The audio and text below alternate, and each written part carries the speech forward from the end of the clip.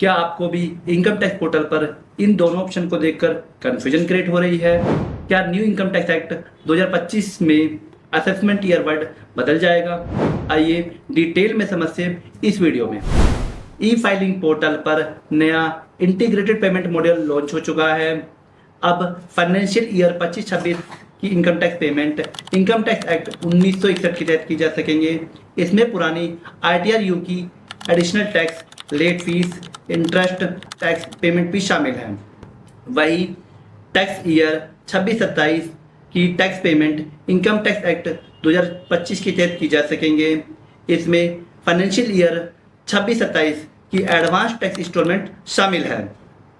Important बात यह है कि इनकम टैक्स एक्ट 2025 में असेसमेंट ईयर की जगह अब टैक्स ईयर कंसेप्ट लागू किया जाएगा, यानी टैक्स ईयर 2026-27 से टैक्स कंप्लायंस और पेमेंट प्रोसेस नए टैक्स ईयर सिस्टम के अनुसार लागू होगी।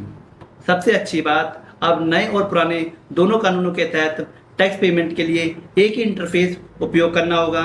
इससे टैक्स पेमेंट प्रोसेस और भी आसान होगी, फास्ट, सिंपल एंड कन्वीनियंस। ऐसे income tax updates, GST, tally prime और अकाउंटिंग अपडेट्स के लिए हमारे चैनल अकाउंट टैक्स सॉल्यूशन को सब्सक्राइब करना ना भूलें।